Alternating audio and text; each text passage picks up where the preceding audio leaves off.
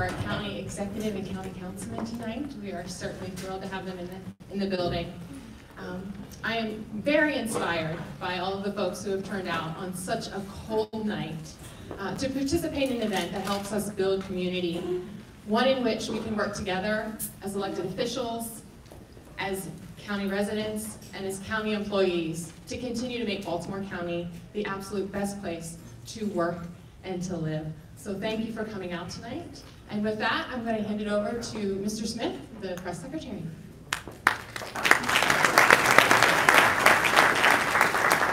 Thank you, Principal, for having us here tonight. And, I'm T.J. Smith. I'm the press secretary for Johnny O, and we're happy to be here tonight. Just want to go over a couple of things before I turn it over to Ms. Debbie Risper, our neighborhoods director, community engagement director. And we have a hard time to be out of here tonight because they have employees who are going to break this down and get it ready for the kids tomorrow. So we have to be out by 9. With that being said, the councilman and the county executive want to hear from you all.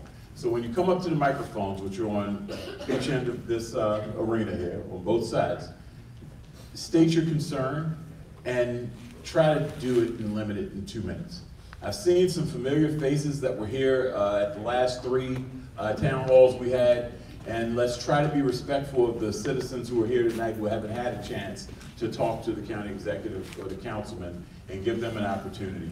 So we've had in the past some long speeches that kept us from getting to everyone. We don't want to do that. The councilman and the county executive want to hear from everyone. So we do ask for everyone to be respectful of one another. And I'm going to turn it over to Ms. Debbie Risper, who has some amazing people who are going to get back in touch with you in reference to some of your questions or concerns that you might have. So, thank you. Thursday evening greetings to everyone, and thank you for coming out to our 4th town hall meeting. My name is Debbie Risper, and I have the awesome responsibility of overseeing community engagement, which starts here. We have a committed team of workers that's committed to connecting and strengthening our communities. Would my team please come up? Or at least wave for me? Mr. Deborah, come up so they can see you, please. We have Brad, Nancy, Anne Marie, Mary, Carmen, Pete, and Michelle. A dedicated person for each district, and this is where it starts. We thank you, we're here to serve you. So these folks are you're gonna give that synopsis of what your concern is or statement is, and they're gonna tap you on your shoulder and get your information so that they can get back in touch with you to follow up. We're just asking that again out of respect for everybody's time, because they want to hear. It's a brief presentation, but then they want to hear from you. We don't want to run out of time and cut anyone off. We're probably going to have to cut off the line at a certain point tonight to make sure we get out of here and respect the building who's allowing us to be here tonight. So appreciate it. Y'all have a good night. I can't believe so many people came out this cold. I lost the bet, so I'm going to go pay that up. And with that, I'm going to turn it over to Councilman Crandall and County Executive Johnny O. Good evening. Quite balmy out tonight. I want to first start by thanking Principal Anderson and Eastern Tech for hosting us tonight. And one of the reasons that we wanted to have the town hall at this location is just to highlight Eastern Tech. Eastern Tech is a blue ribbon high school, and it is recognized throughout the state of Maryland as one of the best high schools in the state of Maryland. And that's a testament to the work that Principal Anderson and her staff does and the teachers do, and especially to the students and the parents that make up this great Maverick community here. So Principal Anderson, please extend our thank you to all your folks. I do want to also start off by recognizing some elected officials and some dignitaries that we have with us tonight.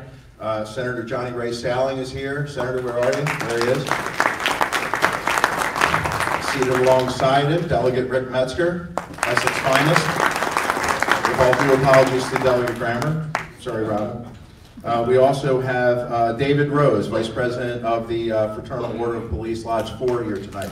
David, you give us a wave. There he is. He's in the back. Thank you, David, for being here. And we also have George White from the Baltimore County Central Committee here this evening. Thank you for coming, George.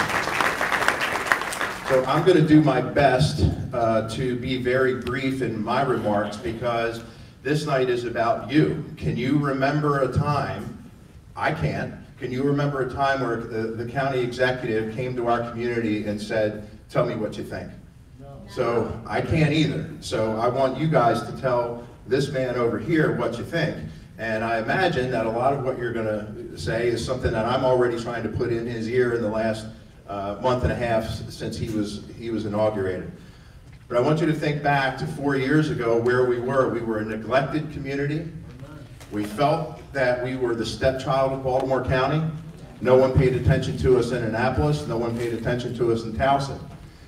And I can firmly stand here today and say that that is not the case. We are on the map. We are being paid attention to by the governor's people. We're being paid attention to by Towson. And we've been able to get some really serious things done to help revitalize our community. And it's work that I'm really proud of. And we have a sense of optimism that I feel, and I hope that you feel, that we haven't had for a really long time. And now we have a county executive who is our neighbor. He lives a mile from me in Dundalk, and will soon be moving to Noah's Island, right, John? So, if we can't get stuff done together, then shame on us. And we've sat down numerous times and we've talked. We have some differences of opinion on some things. But you know what? That's okay. That's healthy. But I can guarantee you this, that the differences of opinion that we may have on certain things, they will not dampen the optimism that we both have for the future of this community. And they will not ever get in the way of us grasping the opportunities that are right in front of us so that our community reaches its full potential. And we have a lot of potential, and we're right on the cusp. So I want to turn it over to the county executive. He's going to give you some realities that the county is facing and some difficult decisions and choices ahead. But I firmly believe that with the spirit of you all being here and the amount of community involvement that is so evident throughout our district, that we can move forward, accomplish great things, and be the greatest community that we can possibly be. So thank you for being here tonight. I appreciate you. God bless you. County Executive. Let's hear it for Councilman Crandall again, everybody. You know, I think Todd said it best. You know, even when we don't agree on every issue, what's important is that we always put community first. And when we see the dysfunction that's happening in Washington, it's important that people can come together and check your party differences, check your ideological differences at the door, and come together to say we need to drive progress for the communities we represent together. And I want to give the councilman a lot of credit. I think we've met 3 or 4 times between the transition and being sworn in early December, and it's been great. I think we actually share a lot of the same values in terms of where we want this to be, and that optimism is there. And I look forward to working with you, Councilman. So thank you for that welcome. Thank you again, Principal Anderson, for having us here tonight. As the Councilman said, we're here to listen. And this is really about you. So I'm going to try to get through a brief presentation about some of the tough budget realities that I was confronted that frankly were worse than I even thought when we were running for this office. But it's important to be transparent. I promised that would be the case, and that's what we're trying to deliver to the residents of this county. After that, the floor is yours, and the councilman and I are here just to listen. So let's go ahead and start getting into it, because you know, it is about our priorities. It's about how we get there. It's about what we invest in, whether it's our schools or our communities, but the how matters too.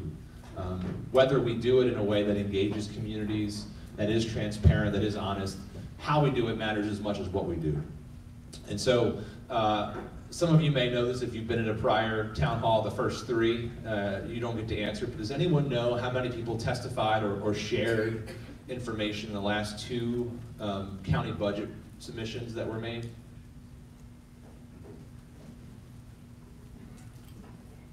Close, yeah, so 2 people in the last 2 years. So there were 2 last year and 0 the year before that. And so the fact that you all are here tonight and are willing to share your insights, you are already shattering those records just in this room. And I think it speaks to the level of engagement that people want to have in the process, and it really, I think, speaks to the kind of county we're moving towards. It speaks to that optimism the councilman talked about. So let's talk about the basics of our budget so that you can tell us what your priorities are. Let's start with your money. The current fiscal year that we're in, fiscal year 2019, the county is taking in, or expected to take in, $3.6 billion. Nearly 3/4 of that comes from 3 primary sources. The first of which is the property tax, the second which is a local piggyback on the income tax, and last is state aid. We also bring in things like fees on permits and restaurant inspections. We get federal aid for transportation and education, and then there are some small service taxes like hotel, motel, and public service utility. Just for context, the current property tax in Baltimore County is $1.10 for every $100 of assessed property value, and the local income tax is 2.83% of your income that goes to the local. That's where it comes from. Where does it go? Unsurprisingly, the bulk of our spending is on K-12 education in Baltimore County. Nearly $1.8 billion of local money is put towards our school system. Nothing better, in my estimation, that we can invest in. The next biggest investments are public works and public safety. There is a non-departmental slice. It's that black 8%. That's what our budget guys put in things like health insurance for current employees and their families, as well as pension benefits for retired teachers, first responders, and county employees. There's also a slice we're going to talk about later that's debt service. It's the purple slice next to that. That takes up about 3%, and it's about $127 million in this current fiscal year. That's the operating budget. That's the day-to-day, how we keep things going. There's also a separate capital budget on our schools and other buildings and things that we sort of construct. Those are funded 2 primary ways. The first, which is something called general obligation bonds. Those are the bond initiatives that you see on your ballot every general election, every 2 years. And we pay those back from the general fund. So we take some of our operating money every year to help pay down these bonds that we take out to borrow. So again, just for context, the borrowing that we're doing currently takes about $127 million out of our current budget to pay for things we've already put towards building. We also have what's called a Metro District Fund, and that's paid for out of our water and sewer fees that are charged. Unsurprisingly, similarly, that's where the bulk of the money comes. It's where the bulk of the money goes. Nearly half of our money is spent on upgrading the aging water and sewer infrastructure. The next biggest portion is put towards schools, and then everything else is split between public works, waterways, community colleges, and parks. So those charts are a good snapshot, but they're only part of the overall story. So part of that story is really sort of the challenges that we're facing in the years ahead. In the last few years, Baltimore County has engaged in a Schools for the Future program. It's a $1.6 billion program that's designed to do renovation and construction to eliminate overcrowding in elementary schools, modernize schools in the greatest need, and install central air. Since 2011, there have been 59 air-conditioned schools, 16 new schools, and 12 additions.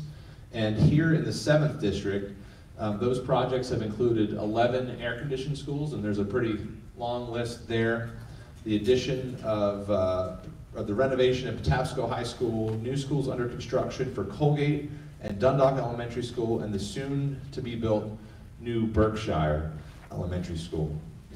In that project, it's important to remember that the work of Schools for the Future isn't entirely done. While the county has completed 75 of its projects, there are 6 still currently underway and 8 that have yet to been started. Now, we need about $600 million more to complete what was already promised to these communities. So bear in mind, the state gives us about $45 million annually. And what was originally promised to communities was that the county would pay not only the county share, but we would front load the state share. And what we've come to learn very quickly is that the county cannot afford to both fund our share and the state share. And so what I've said is, unless we can get a commitment, we're going to have to pull back forward funding the state share. So under the original envisioned scenario, all of the funding would have been in place in fiscal 2022, which is 2 budgets from now, where all of those schools for the futures would have been funded, and the county would have had to try to fight and hope that we got that state money back. Not only do we not have the resources to do that, but I didn't think it was fiscally responsible to not have permission or approval from the state to forward fund without a commitment from the state to move forward. So if we hold back and stay with status quo funding from the state, that will push those projects out until fiscal 2026 for completion. So what we've done is we've actually went to the legislature and we talked about not wanting to delay those projects. We've asked our delegation in Annapolis, I appreciate our senator delegates for being here, and we're trying to advocate together to receive a $100 million a year commitment for the next 5 years from the state so that we can honor our commitments and move forward on those critical projects. That's important because there are some serious high school capacity issues we're going to talk about in just a little bit that also need to be tackled and that haven't been contemplated yet, but we'll come back to that in just a second. So in addition to those capital constraints, here in Baltimore County, we also take care of health care for longtime employees, their life insurance benefits and their health care, and we have an obligation to make sure we continue to fund those, that commitment. For the past few years, the county has slowed down its contributions to this fund, and in fact, this year we've hardly put forward in the current budget that I inherited half a year of, but didn't develop. We put just a few $1 million towards this obligation, so we almost didn't fund it at all. And so as it stands now, the fund has about $385 million in assets, but we also have a $1.9 billion liability for future years. Now to put that in context, next year's budget is over $100 million worth of outlays for healthcare expenses. So if we don't put any money towards retiree healthcare in Baltimore County, that fund will run out entirely in fiscal 2023. Now what that means is if we let it run out, we then have to make sure we're funding we have to fund the full amount every year as part of that operating budget. Okay, so that's another sort of challenge that looms on the horizon. Just to give you a sense of some other money that we're going to be outlaying in years ahead, and a lot of this is actually programmed, but in 2018, the county had to borrow money to comply with a sanitary sewer consent decree because the federal government accused Baltimore County of having sewage flowing into our rivers and our streams and our bay. We have about another $700 million to borrow on the capital side to meet those needs, and that's the projection for the next couple of years through 2023. At the same time, we have an obligation to adopt practices that reduce runoff into the bay. That costs the county $24 million a year to comply with the law. We did at one point have a fee to help cover that. The council repealed it, and so what we're doing now currently is using our part of our Metropolitan's water and sewer fund to help fund that obligation, which does meet the obligation. There's also some general fund money towards that, but it does limit our ability to do those other needs in the county. Throughout that process, over the past 3 decades, we've tried to prioritize our workforce and our people, which make up the bulk of our spending in our budget. Baltimore County has significantly constrained the growth of its general government workforce. Over the past 30 years, it's actually shrunk by nearly 25%. At the same time, where our population has grown by about 20% to almost 835,000 people. As we've shrunk, or as Baltimore County has shrunk the general government workforce, the priority has been people in public safety, which has grown by 16% over the past 3 decades, and obviously our public school system, which has grown by 50% over the past 30 years. And I think that statistic at the bottom is important, that 77% of anyone who is a Baltimore County employee works in either education or public safety. So you put all these cost drivers together, and it leaves us in a place where the budget that we're now working on for fiscal 2020, next year's budget that I have to submit to the councilman and the council on April 15th, isn't currently budgeted, balanced. We're actually out of balance by about $81 million based on our projections, and so we're going to have to find ways to bridge that gap. What's been done in the past, in addition to drawing down some of our OPEB spending, we've also had seen a drawdown on our reserve fund from about 18 to 20% to now we're down to about 10%. Now, obviously, to close that gap year over year, it would be like dipping into a family savings or a 401k. That's not sustainable to just keep taking from these funds and expecting to close the gap. So if we continued on that path alone, the county would be out of reserve funds entirely in the next 2 years. And so that's why you may have heard the warning that had been issued from some credit agencies about our bond ratings and the downgrades. They're seeing these trends, and they sort of see what's happening here in Baltimore County, and that's where those warnings have come from. Now, these forecasts don't account for things that, these are just accounting for things that we've basically contractually and legally obligated ourselves to. Rising costs of healthcare, Social Security costs for our employees, things like healthcare retiree. That's what's programmed in that. What's not included in this are any of those new high schools we talked about earlier. It's not, teacher pay raises aren't included, pre-K programming, or anything else contemplated by the Baltimore County School System fiscal 20 budget. I know it's been in the news a lot lately, but that additional, any amount, 90 million was the first amount thrown out there. That 90 million is not included in the $81 million gap we're already staring down. So, of course, there are any number of things that we still have heard about, and that's what this conversation is about, things that we want to do for our school system and to make our county better across the board. Obviously, our school system and our high schools are facing a capacity crisis, and we've got about 1,700 seats that were projected to be over capacity here in Baltimore County. There are certainly several high schools that need to be replaced, and others are going to require significant modernization to meet that need. There have been several scenarios envisioned by the SAGE Policy Group, which had costs in the ballpark of $600 million. Again, numbers that have not been accounted for or budgeted for on the capital or for the impact on the operating side through debt service. Schools obviously aren't our only capital need. Over the next 3 years, we anticipate spending $43 million on road resurfacing, upgrading our 911 system, and $32 million to finish the campus, the health center, health professionals building at the CCBC campus. Now, this is just what's programmed. Most experts will tell you, for example, on the road resurfacing and the sidewalks, we actually should be spending even more. And if those are the kinds of things that you think we need to be doing, I want to hear from you tonight. I don't think that any of these things are frivolous. In fact, they go a long way to improving the quality of life for residents. I personally believe that in addition to needing clean and safe modern facilities, we also have to invest in our people, particularly in our school system. Just for perspective, Baltimore County teachers actually earn less than all but 2 of the big 7 counties in Maryland. And if you look to the far left, you see the 2 best paid jurisdictions in the state are Montgomery County and Howard County. They also happen to be the 2 best performing school systems in the entire state of Maryland. I've talked a lot about the benefits of expanding access to pre-K and early childhood. We know that people who have that access, children earn higher earnings, commit fewer crimes, are more likely to hold a job, and are more likely to graduate from high school. And so another thing that would add tremendous benefit in my belief, but again, something that's not currently accounted for. I've also talked about my desire to see more access to higher ed.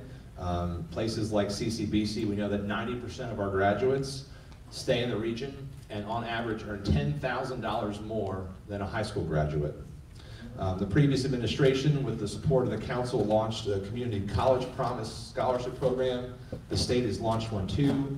I think it's a good start, but they exclude things like the cost of certificate programs and workforce retraining, and are limited to high school graduates. We want to try to find ways to expand that to more of our citizens.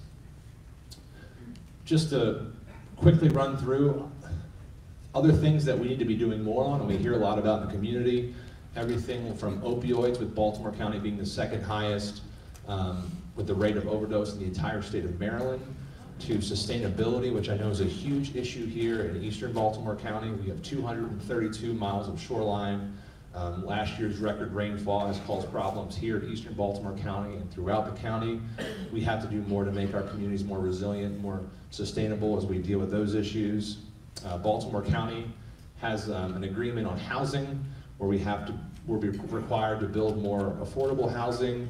Rec and parks, there are incredible opportunities for our parks, for biking, for bike lanes, for walking, walkability, and there are some real needs and desires out there that aren't currently accounted for. So, where does that leave us all? I believe most organizations benefit from an outside pair of eyes, and this government is no different. So my first day in office, I established an executive order to create a commission on fiscal sustainability to take a top to bottom look at how we do things in the county.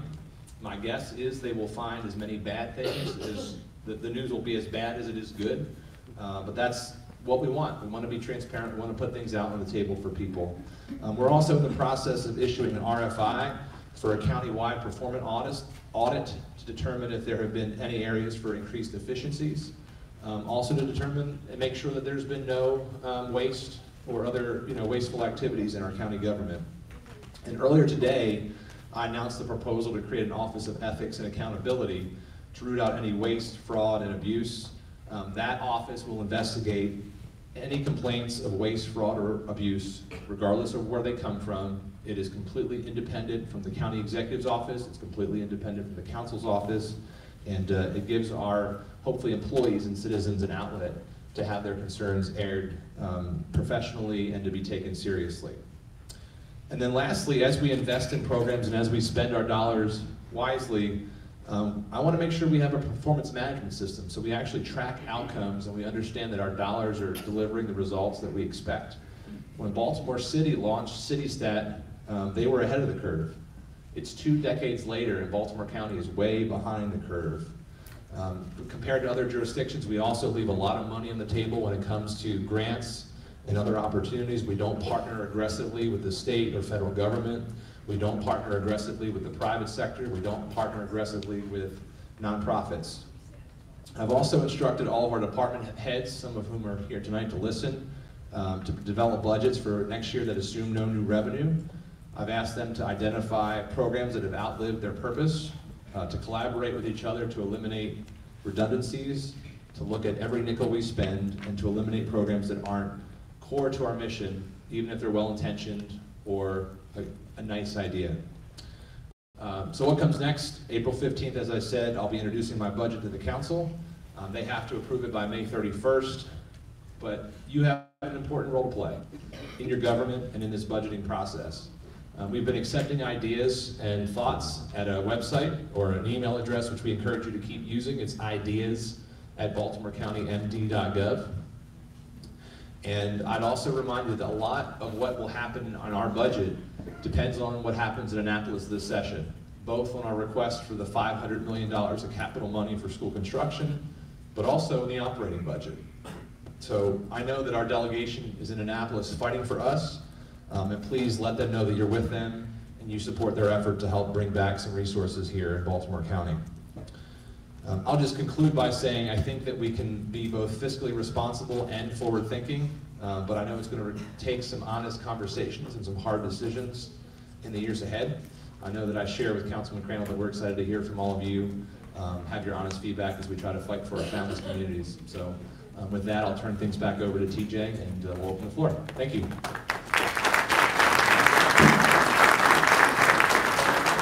All right, everyone. So now is the opportunity for you to speak to your councilman and county executive. And if you want to line up on either side of the aisle here. And once again, just a reminder to be respectful of one another's time. We have to be out of the building at a certain time, and we want to be respectful of the house that we're borrowing tonight. So please be mindful of that as you take the opportunity to speak. And just as a reminder as well, our community engagement team is out and about. They will be in touch with you. I've only had to cut off, I think, 2 mics so far. But we're not gonna make it a 3 over in Essex tonight, right? I see a familiar face in line. I'm not gonna call you out, but I will cut you off tonight because we have to be respectful. You can state your point, but feel free to boo somebody who's taking way too long. Seriously, because it's not fair to everybody that's in the house. All right? All right, thank you guys, and it's up to you guys, so let's start with you.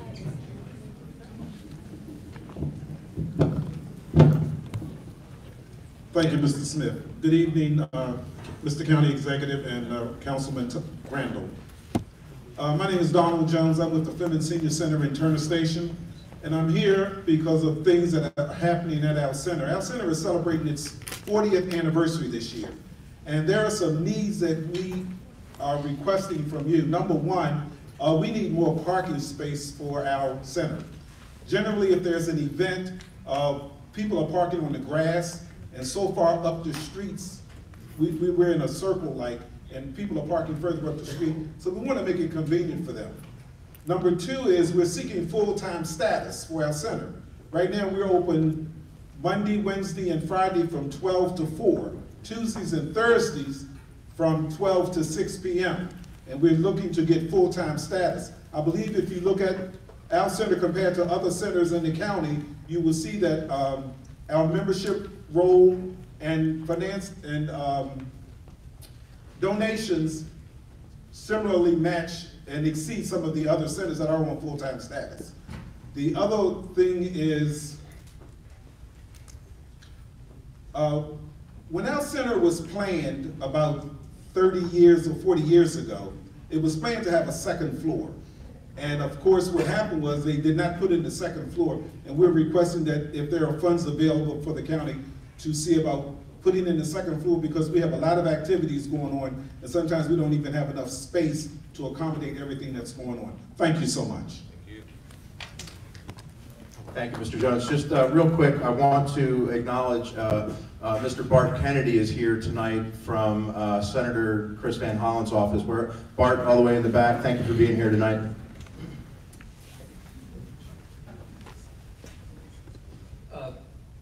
Executive Osesky, Roland Patterson, we met, and look, I have a Trade Point Atlantic and a sidewalk concern I want to raise.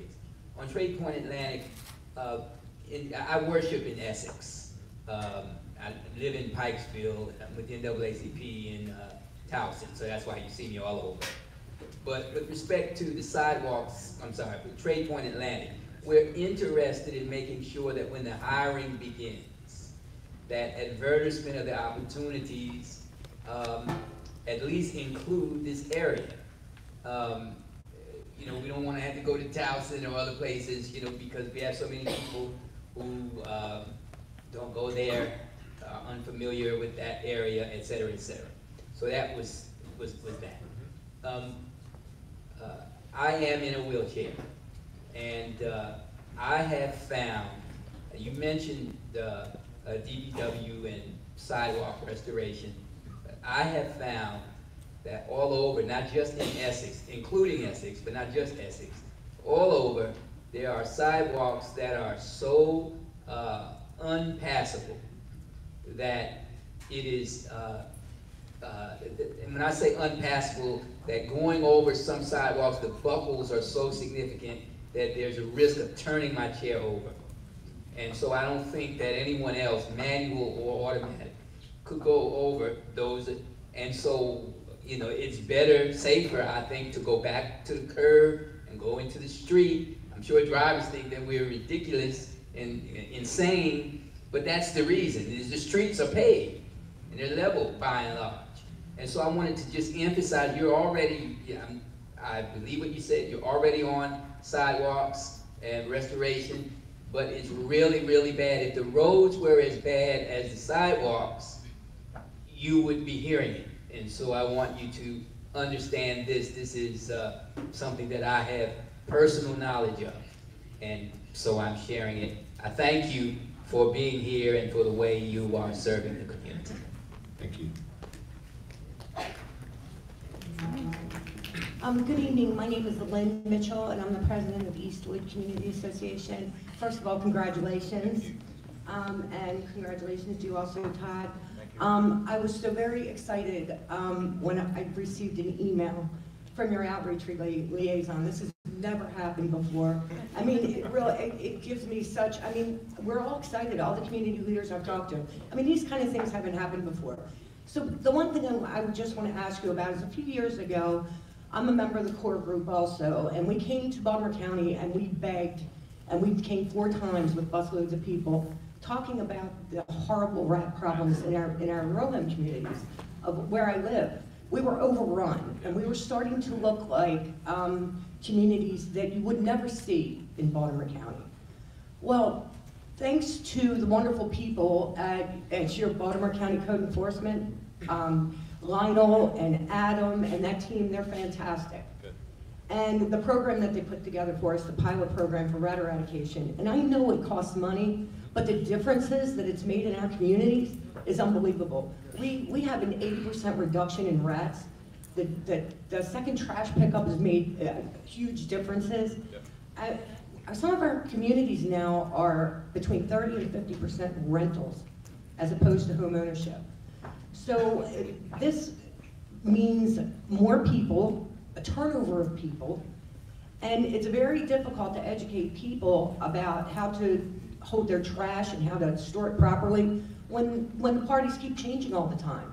So with this program and the deep eradications, which you can't exterminate your way out of this problem, but with working with code enforcement and the 2 trash pickups and everything that code enforcement has put into this project with all the community leaders, we really need to save this program and if possible, expand it. I mean, it's doing a lot. Our communities are cleaner. People feel better about where they live. A lot of people have gotten on board to help, and I'm really hoping that you won't cut it or disband it or in any way, get rid of it because we need it. Thank you. Appreciate that feedback. Thank you. I just add that, the councilman deserves a lot of credit for working with the core group and with others to bring that program to fruition. He has already indicated his support for that, as well as sidewalks and some other issues that we're working on together. So, but I appreciate you coming out, and it warms my heart to hear the feedback about the outreach team and what they're doing. So, thank you. Thank you. Yeah, just real quick. Thank you, Lynn. Thank you, Johnny.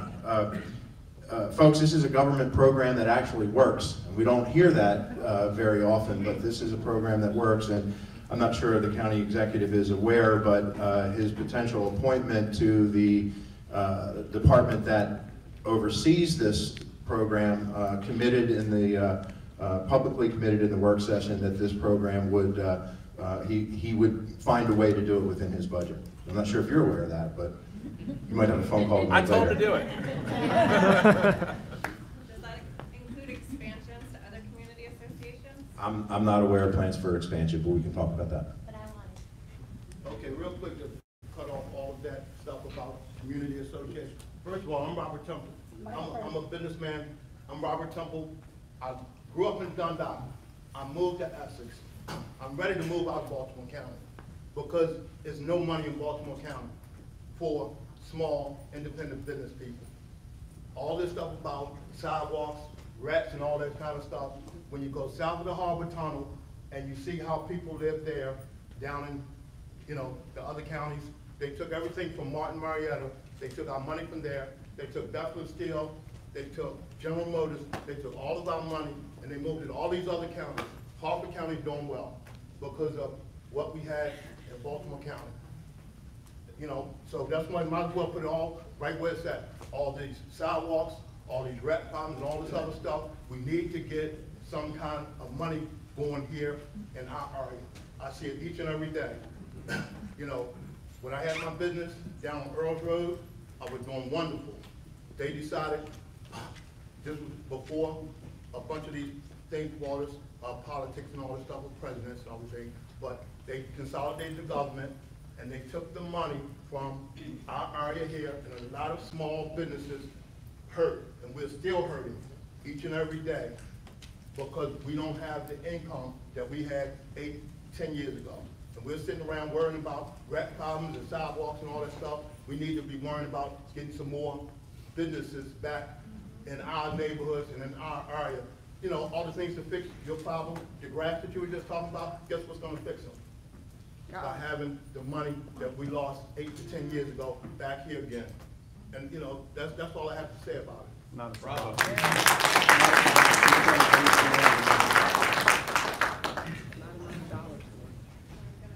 I really don't like microphones because I'm so short and it makes me look silly, but my name is Wendy Ricca.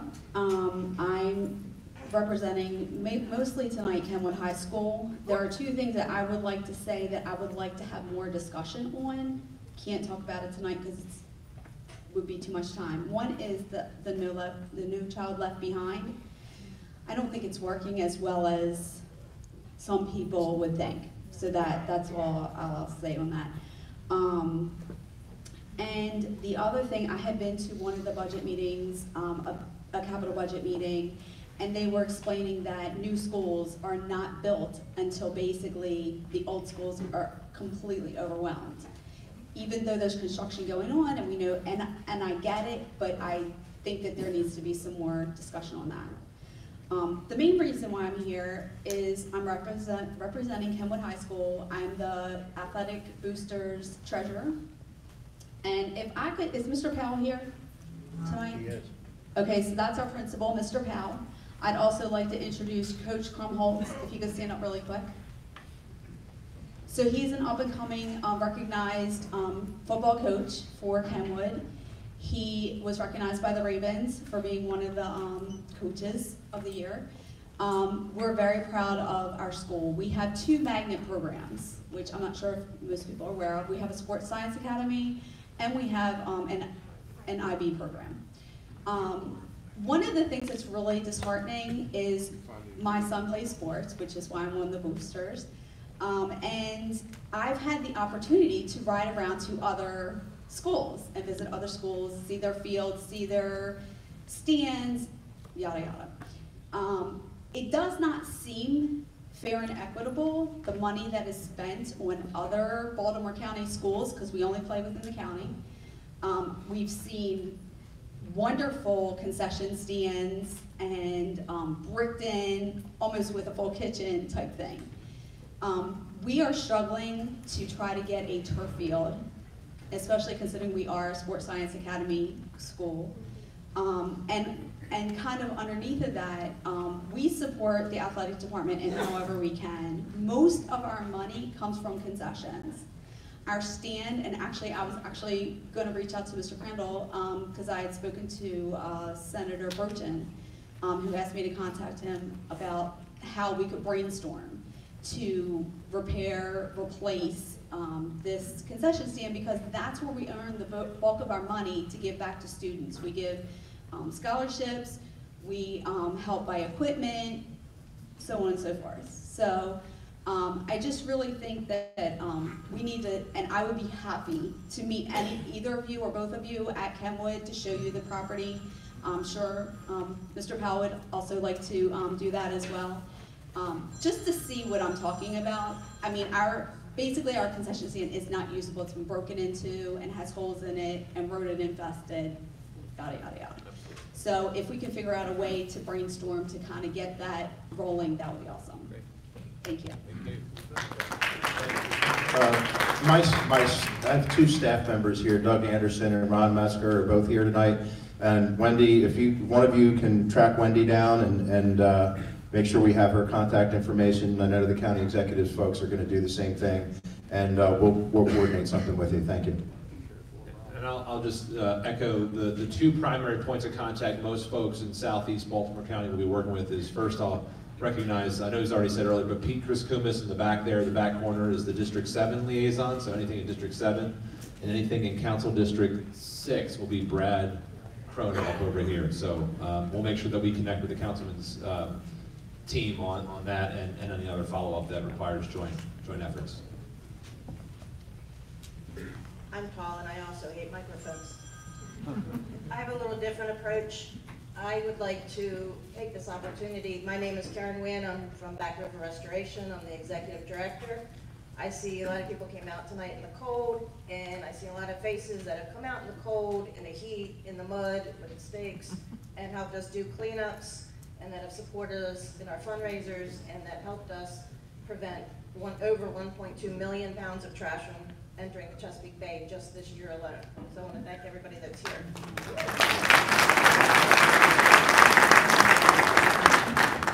I also want to thank Councilman Crandall for all of your support with Back River Restoration, with me personally for appointing me to represent this district in different environmental situations, for bringing Essex and Dundalk together with the community leaders. I would like to see more of that. I think I've made a lot of great friendships, and we have a lot of groups that have worked very well together and share ideas and have got a lot of things done. So I'd like to thank you for that. And County Executive, I want to commend you on starting right out of the gate with your open and transparent agenda, and with meeting with groups as soon as the first week, and for meeting with the environmental coalitions to see what is important, and I look forward to working with you in the future. Thanks.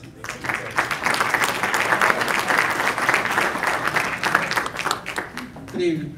My name is Bill Boblitz. I'm here more for the crime in Essex right now.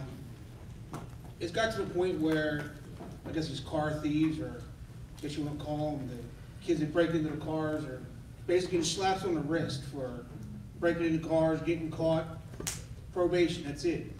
Well, it's got to the point now where Saturday night, there was a lit flare thrown at my house from one of these kids.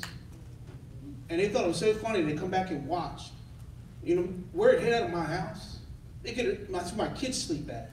They could have burned my house down and killed my kids. You know, these kids, there's no repercussions for what they're doing. Whether they're teenagers, whether they're young adults, there's nothing being done about it. You know, I've called the precinct a couple times myself, asked for more patrols at night. They pretty much drive through one road and then disappear for the rest of the night. It's got to the point now to where I want to take matters in my own hands and take care of it myself to kind of help eliminate this problem. So if there's any way we can get more patrols through the neighborhoods, especially between midnight and 6 a.m., it seems like when they're out there the most. You know, it's frustrating. I'm born and raised in Essex. I've lived here all my life. And it's frustrating to see how much of a downward spiral this place has taken lately. Thank you.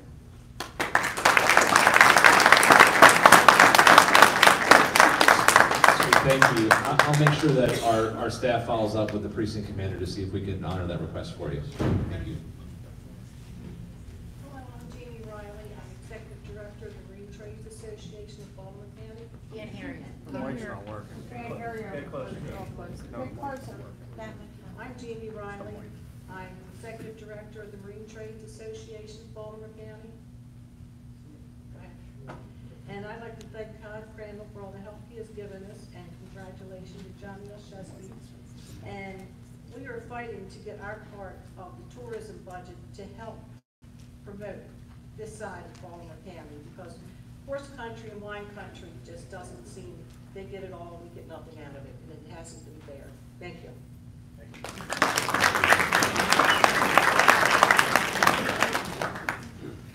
Good evening. My name is Bob Bendler, and I'm the president of the Essex Mill River Civic Council. The council represents approximately 22 community associations throughout Mill River and Essex. I have a few items that we wanted to discuss, but in the interest of time, I just pass those on to your representative.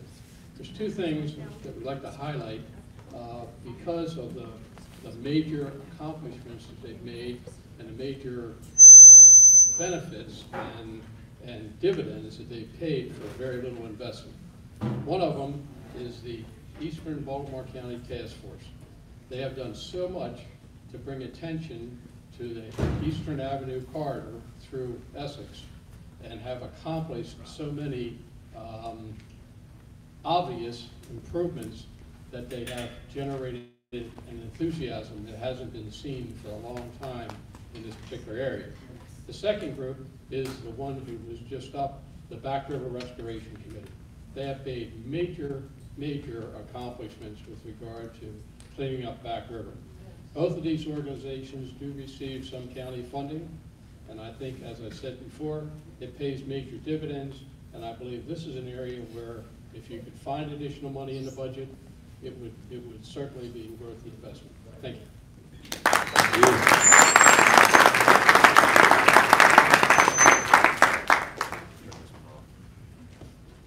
Good evening. My name is Linwood Jackson.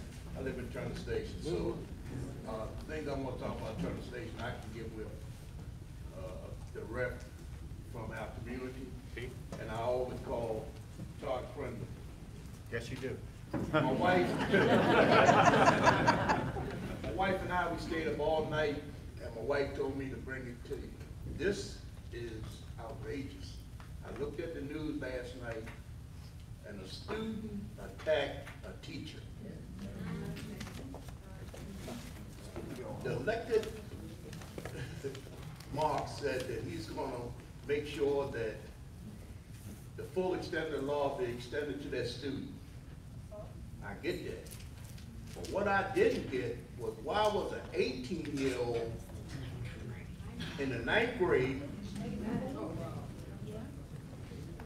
with somebody 14. I have 4 grandchildren. To think that an 18-year-old is in the same setting with a 14-year-old.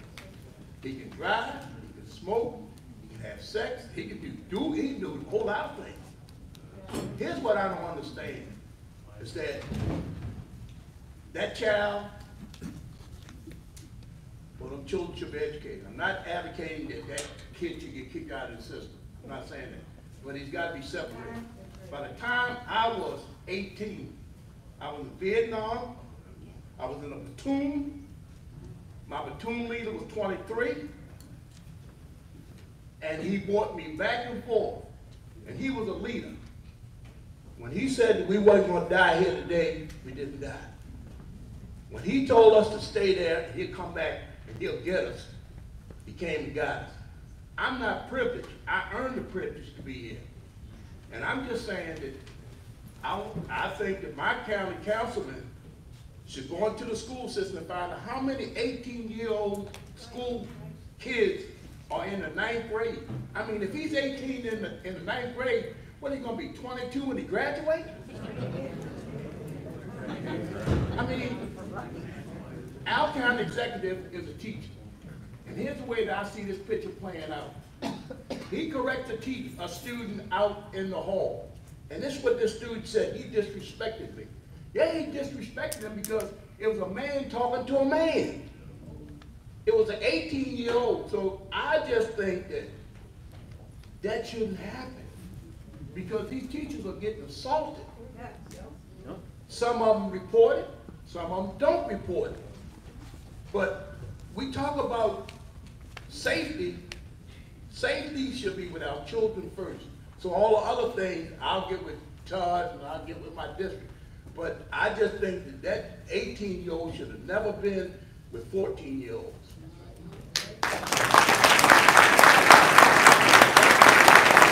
Mr. Jackson, first of all, thank you for your service. And second, I think this is a good opportunity. We missed an introduction. It's a good segue for this introduction. Rod McMillian, the elected representative to the school board, is here this evening. Thank you for being here, Rod.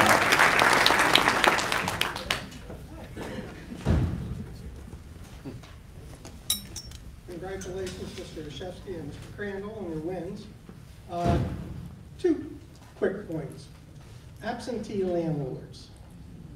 I live next to a house that has not had a human being living in it since 2003. I have a very nice family of raccoons that smile at me all the time as they're going in the hole in the roof, along with the birds and snakes. So that's that. The other one is, you were saying about streamlining things. In the past administration, I live next door to a piece of county-owned property. It's a beach.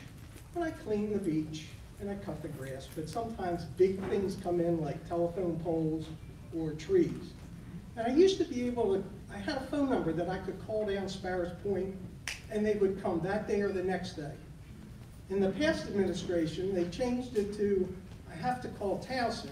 Towson has to call somebody else. They have to call somebody else, and then they call down Sparrows Point. So I don't know where the streamlining went in the past administration, but maybe you can do something with that. Congratulations. Thank you.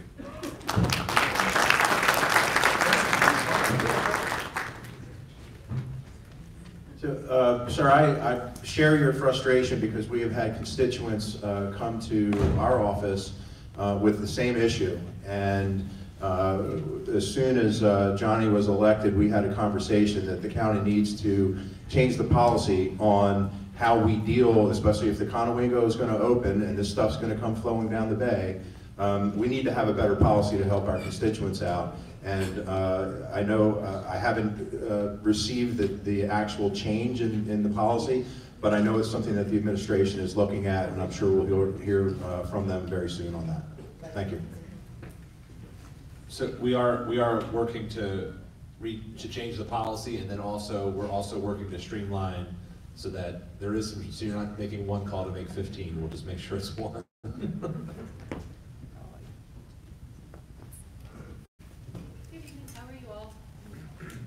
So I have a quick question. I'm not quite sure where we can go with this. Thinking about absentee landlords, I'm thinking of absentee commercial landlords. I own a small business in the historic Dundalk Town Center. There is the vacant for maybe 10 years Heritage Market, and then there was a bank building that's recently been occupied by an appliance company. There have been, as far as I know, 2 viable companies who wanted the Heritage Market. One was a candle manufacturing company. Another one wanted to have an upscale antiques mall type of situation. I don't know exactly what happened with the conversation they had. What they had told me, both of these businesses, was that J&J just wouldn't call them back. Personally, when the bank building was vacant before we bought our current location, my husband and I both almost stalked them, trying to get them to call us back to buy that building. It was back in, I'm wanting to say 2014. We called and emailed twice weekly for about 4 months before we gave up.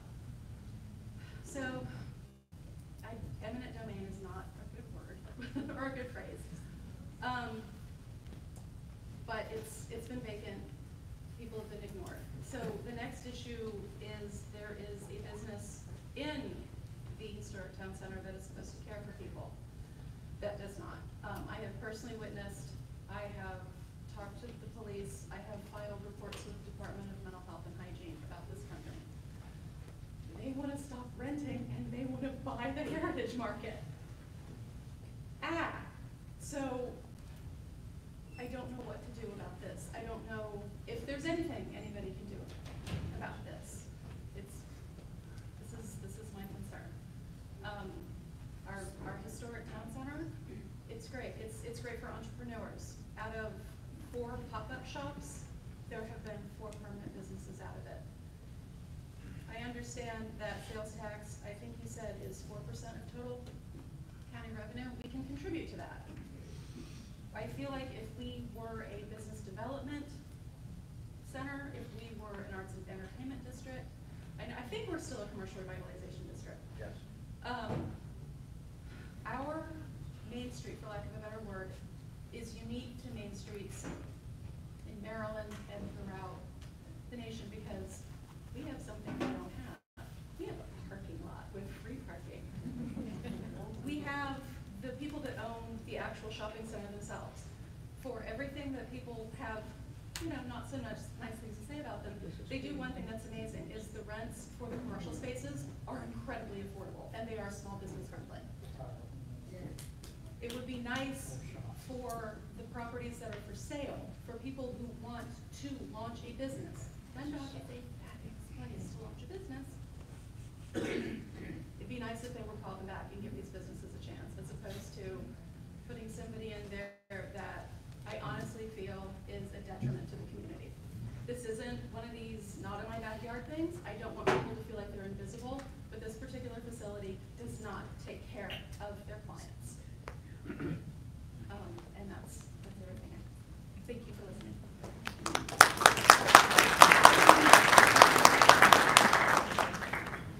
Yeah, my name's Jim Noe, and my wife and I, we live back in Rosedale Terrace off of Chesco Avenue. Okay, I have 3 issues. I don't know if this can. Back in the 90s, Palmer County was always out there with radar in the mid-90s giving speeding tickets. Now, my wife works out in White Marsh, Middle River Road we turn at, and I'll do 50, 55 speed limit. I've had people pass me 80 miles an hour. Not on the Beltway, on Pulaski Highway.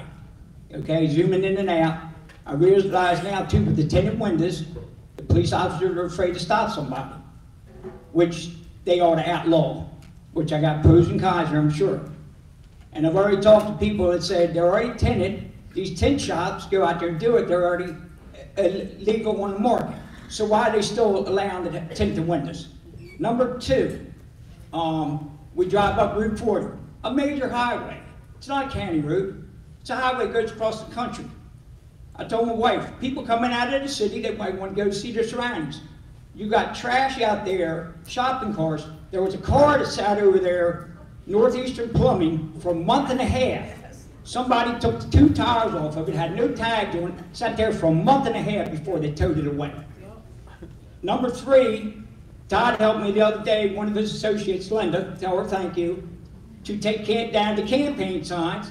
I called the Palmer County Board of Elections about a month after all the voting was done. You know, she's coming, we got this special election and all that. And I told her we'll start hanging Christmas decorations on them. Neil Simon's sign, I called Bob Long's office, he got that sign. It was on Chesapeake. They put them in with the steel things, so you just can't pull them out of the ground. I called Bob Long, he got it done in a couple days. I called the other day for Neil Simon, he lost. Okay? So who do we call? I called his people. Well, you got to call State Highway. I called State Highway. They give me this number. His voicemail's full. So I called Todd the other day, his associate, the lady that works for him, and they had the sign finally taken down after 3 months. So why does it take so long to do everything? Thank you. The only advice I give you should have called us first. Well, I didn't know. Yeah. Thank you, Calvin. Thank you. Well, I'll still here. What about the speeders on Pulaski Highway? Speeders. On Pulaski, I mean, is that out of your jurisdiction or? White Marsh Precinct. We'll follow I'm up. saying no. Well, Palmer County patrols that road. Correct. When Yeah. are they going to start? I hardly ever see any more officers out on the road. So we'll have our staff follow up and coordinate with the White Marsh precinct or the Yeah, they appropriate need to put precinct. more officers out on the road and start stopping these people. That's All right. Thank you.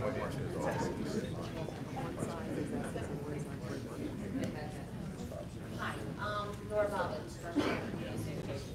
First off, I want to say I'm wholeheartedly agree with Lynn Mitchell. Can you hear me now? Yeah. I probably don't need the mic.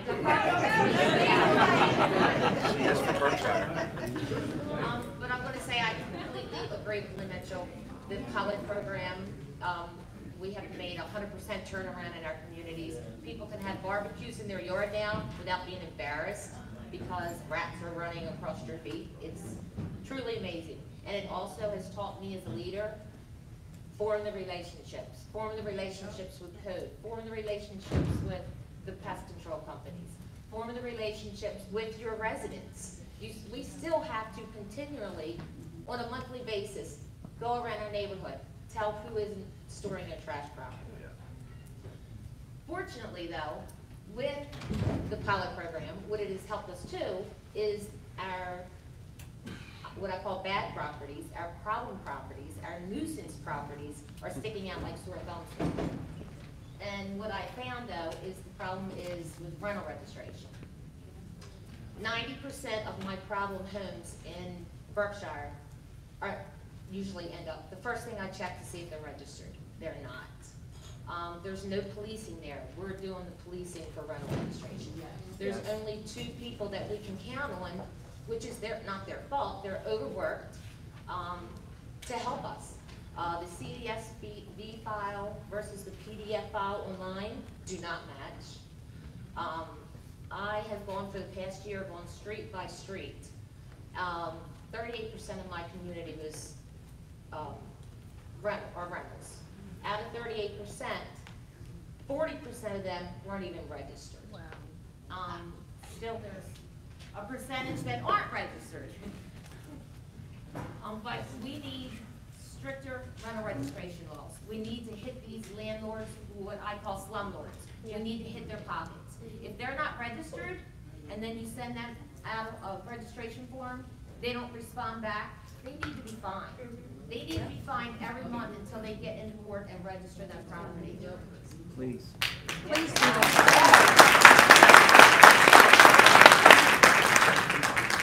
Code enforcement. The guys are great. They're only doing their job. They have to abide. I'm sorry, I don't need it. No, we can't hear you back here. All right, the code enforcement guys, they're awesome. They're doing their job. They're going by the laws that are given them that they have to follow. As far as I'm concerned, 3 strikes, you're out. We have some properties that have 6 correction notices, 6 fines within a year's period. I mean, that's outrageous. That puts a lot of burden on them because they're coming back to the same property. We get tired of writing letters to them. We just have slumlords that do not care about their properties. And that's why I think the code laws are starting to age. I think we need to review those. But we need to start hitting these people's pockets, honestly. Yeah. And thank you for this. This is wonderful. Thank you. Good evening again, everybody. I just want to say I'm not very familiar with this side of town, but y'all are my favorite so far. Essex is doing a fantastic job. Please keep it up. Seriously, y'all are doing fantastic. And our community engagement team is doing an excellent job getting to you. See them running around. So thank you. Let's not forget Dundalk too, okay? Dundalk too. Wait a second. Wait a second. He said the same thing in Randallstown last week. No, he didn't.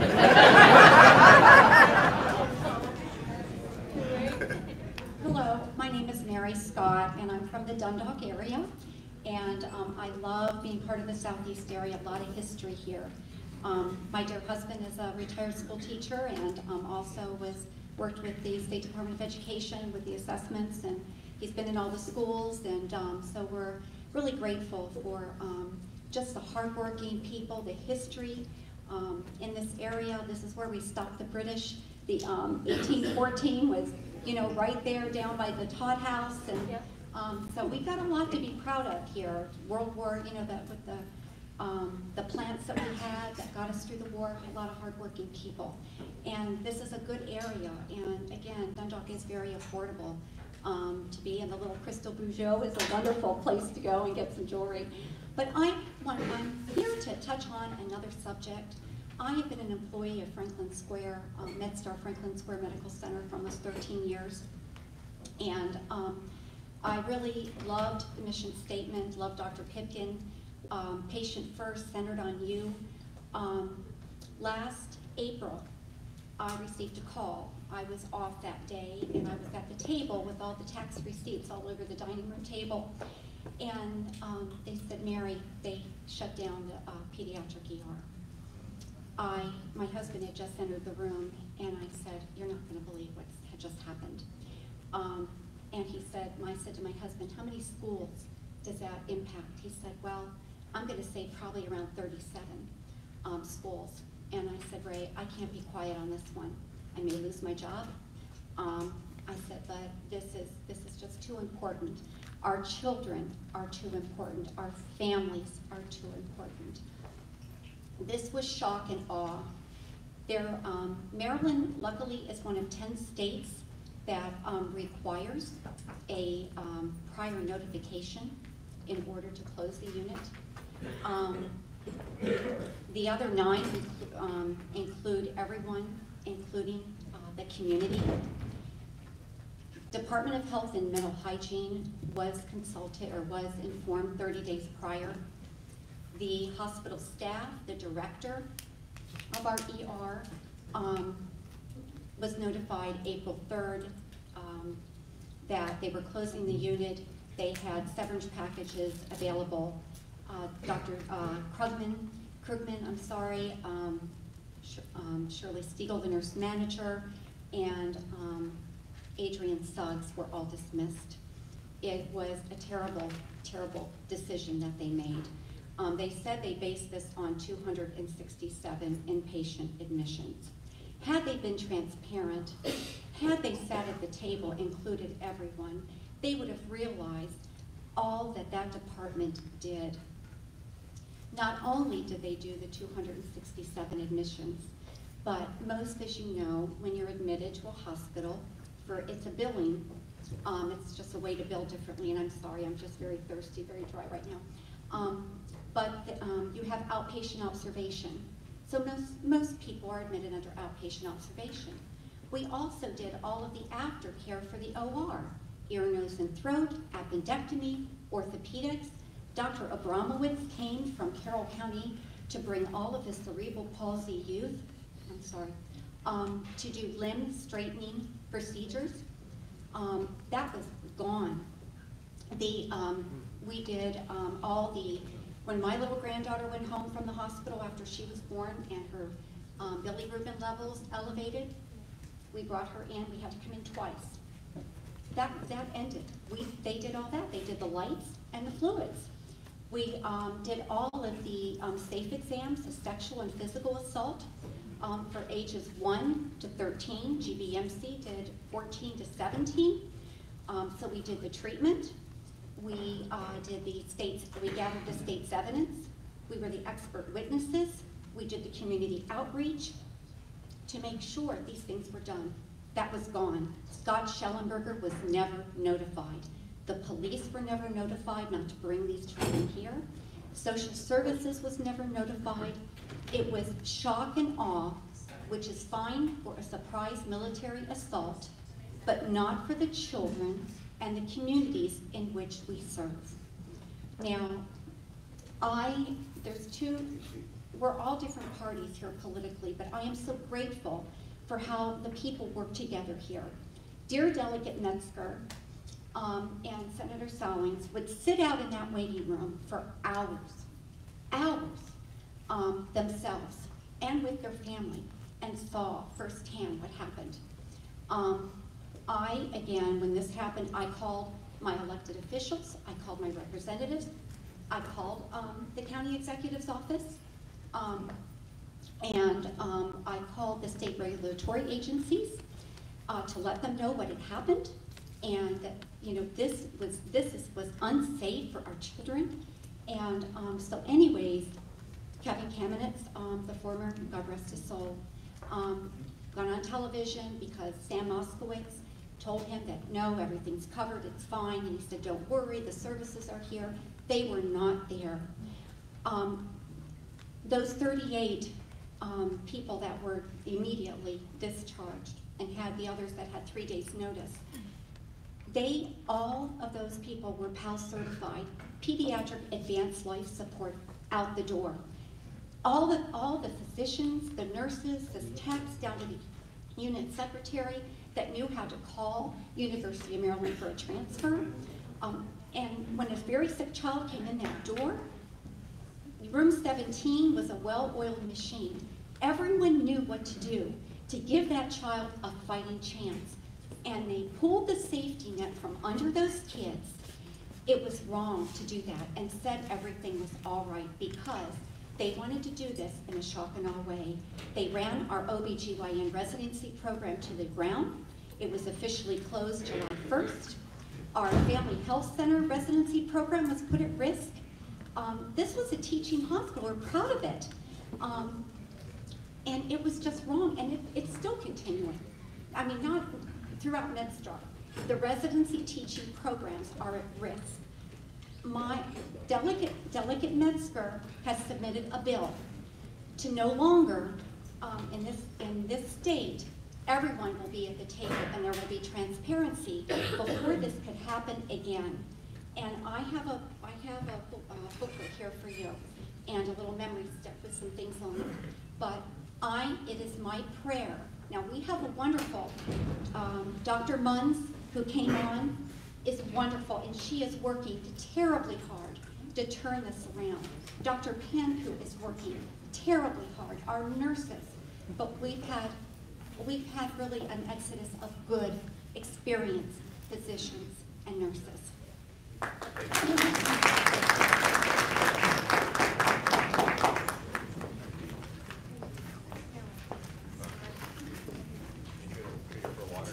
Oh gosh, yeah, would you? Right. Okay, perfect.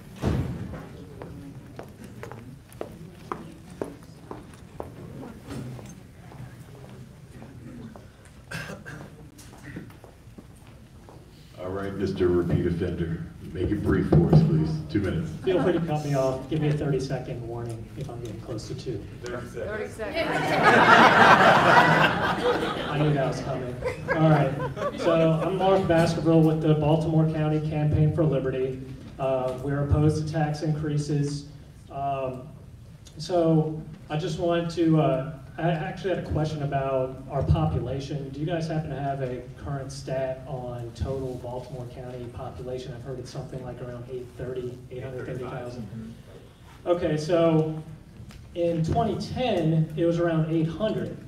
So that means population's gone up not quite 5%, in under a decade.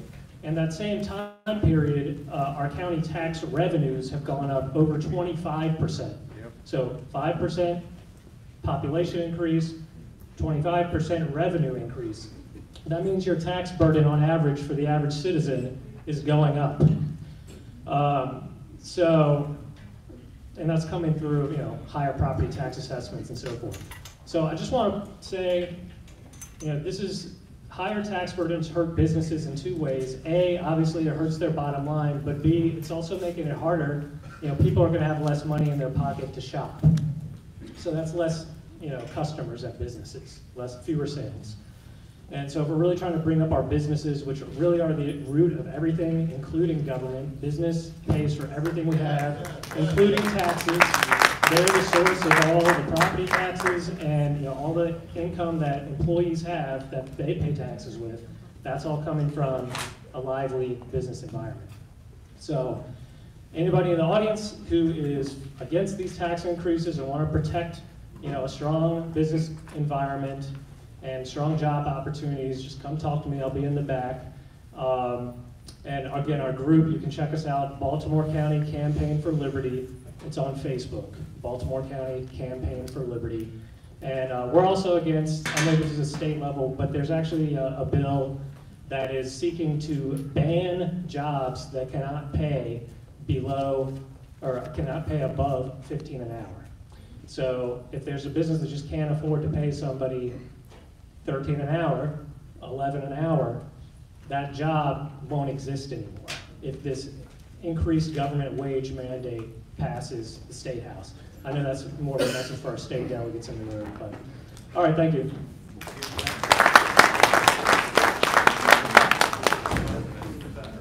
Good evening, my name is Clifford O'Connell, I live here in Essex. The subject I'm going to speak on tonight is the RATS pilot program. That's my baby. I'm glad to hear it sounds like we're going to work still keep the program in place. But what I would like to ask that we take a look at the program, the pilot program. It is a pilot program. Since the program was put in place, there's been some new technology that's become available. Right now we're baiting the rats. And what happens when you bait rats is called the rebound effect. You bait them, within 3 to 6 months, you got to bait them again. That'll happen if you continue that program doing that. You'll continue that forever. You'll be spending that same amount of money forever. SensTech now has a product called ContraPest. It fertilizes the male and female rat. When we started this program, that was not available. That is available now by EPA. It's available in Maryland. It's not being used in Maryland yet because the exterminators are telling me that until someone comes to them and says, hey, we want you to use this product, then they will train their techs to use it. So Baltimore County, let's say, would have to go to regional and say, hey, we want you to use this product. But it fertilizes male and female rats. And sterilizes them, yes. One big, for the animal lovers, one good thing about it is if an owl or a fox or a cat eats the rat, whereas now if they eat a rat that has eaten a poison, that can kill that animal. This product does not come out in the urine, the feces, it's not transferable. And they actually show, if you go on their website, if you Google Contrapest or SensTech, they'll actually show you the rebound effect from poison versus their product. They're using it in Chicago, New York. It's the way to go. And it's cheaper over time because you're not paying for the poison over time. So that's all I'm asking is, let's take a look at that. Cliff, make sure that you use plenty of sterilizer on your lawn this spring.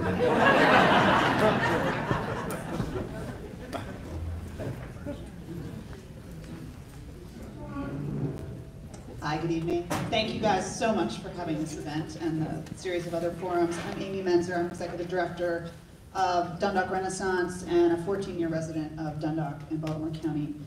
And speaking of leveraging state funds and other funding sources to invest in the county, with the support of many, including yourselves, we have been working to improve the housing stock, increase neighborhood stability, strengthen our Main Street commercial area, and market Dundalk to the next generation. I'll give you 2 factoids and then a few ideas.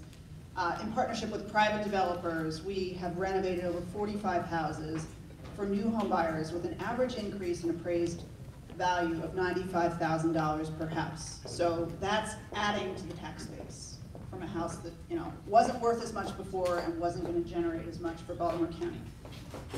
We've also developed a marketing campaign to attract the next generation and used some state funds to support some purchase incentive grants to attract new home buyers. And our goal with this program is to attract middle-income home buyers to a community that is attracting fewer and fewer middle-income home buyers every year through data you can look at in terms of the mortgages being generated and the income profiles of who those buyers are. So with those grants, the median grantee income is 38% higher than Dundalk's current median income. So it's fostering greater economic diversity and generating over $14 million in new mortgages so far. So I just want to urge you to consider that Baltimore County should invest more money in community development strategies in Dundalk, in Essex, in other older suburbs in the county that can leverage dollars from the federal government, the state government, private investment. You should be supporting Main Streets and expanding those programs around the county, and arts and entertainment districts that can encourage people to rediscover these areas and generate new economic activity. We need new tools to address housing code violations and the escalating levels of vacant housing in the county. And yeah. And so I'm hoping there'll be some more proactive approaches to dealing with that on the residential side and the commercial side. And just to reiterate, just the county's long-term interest in securing the future of the tax base, investing some money up front in some of these older communities will leverage more dollars from outside now for that and generate benefits in the end. Thank you.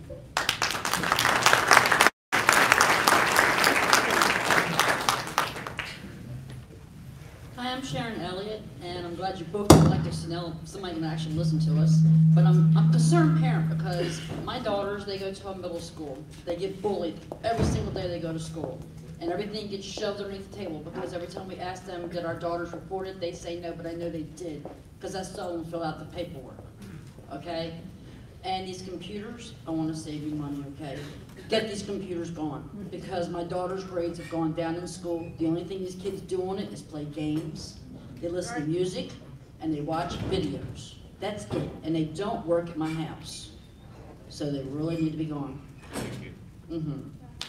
We'll follow up on that. Yeah, please make sure you inform our They're not in this school. No, I got you.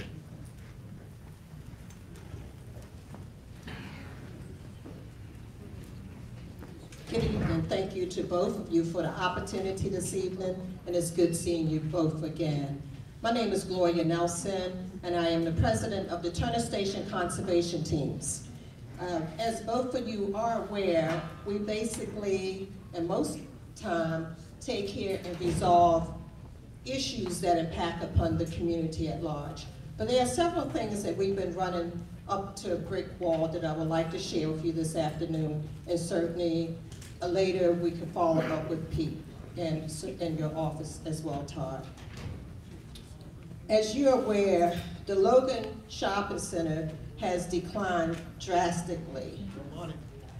And there is no supermarket in the Turner Station area, the Dundalk Shopping Center, everything is gone. The Greens at Logan's, which is predominantly a senior housing complex, that was one of the negotiating things, the Logan Village Shopping Center, that attracted that property owner to build there. Now you go to Logan Village and there's nothing there. Our seniors in the surrounding communities are really suffering from immediate access to supermarket. I've questioned your office, Todd, and been doing my own investigating as to whether or not another supermarket would be located in there. And I plead to you to try to get the property owner or some other supermarkets in the area, reputable supermarkets, that would serve our communities.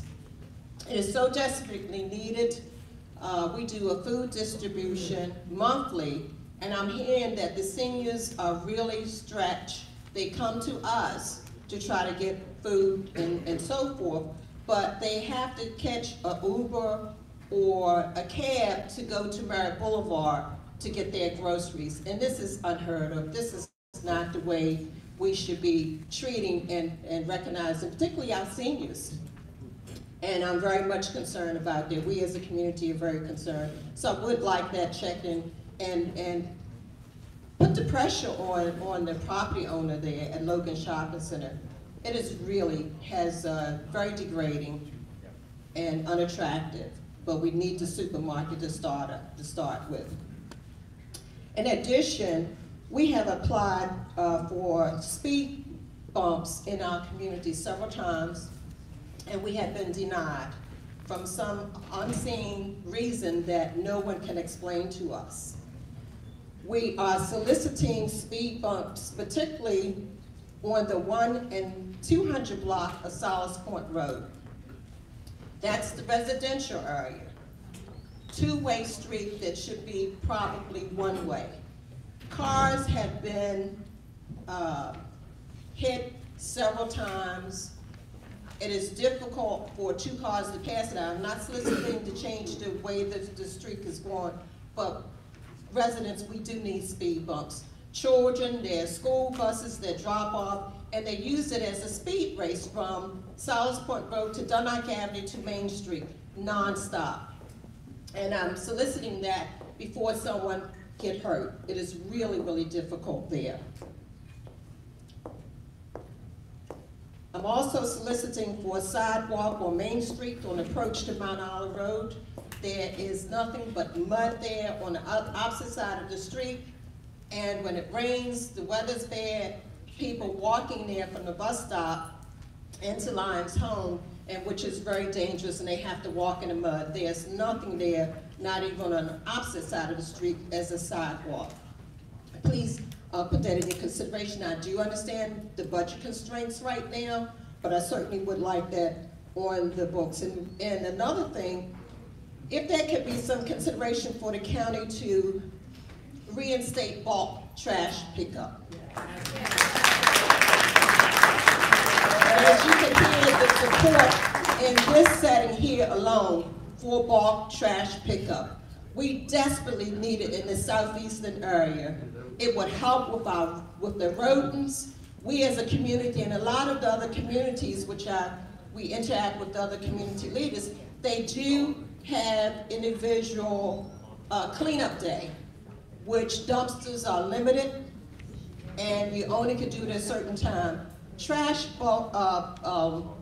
reinstating bulk trash pickup will help this area and bring back the decency that we deserve where we have residents that put things out in the back and knowingly, and they don't make an attempt to remove it. Now, I must say, we have gone around in our community and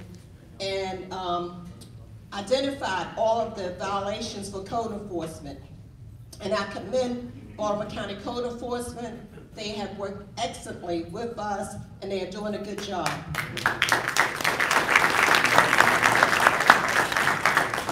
And I want to also commend our community outreach officer for the Turner Station from Precinct 12. So he works with code enforcement as well. I have one other thing, just for your consideration. You know that both of you are familiar with our Fleming Park project that we are working diligently on. And in consideration of transferring money that's already allocated to restore the shoreline at Fleming, if consideration could be given for that money transferred to the Fleming Park project. And of course, Todd, we have a meeting coming up with you next week to meet with you and to go in more depth about this project and the restoration and what we do for the community and the shoreline at large. Thank you very much for the opportunity. God bless you.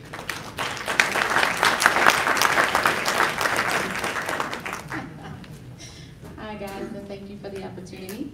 I too am from Dundalk and Turner Station. I want to stand on behalf of the young people. So prior to your election, I spoke with you on WEAA 88.9, and my question to you was about young people and summer jobs. And so you said that that was something that you would like.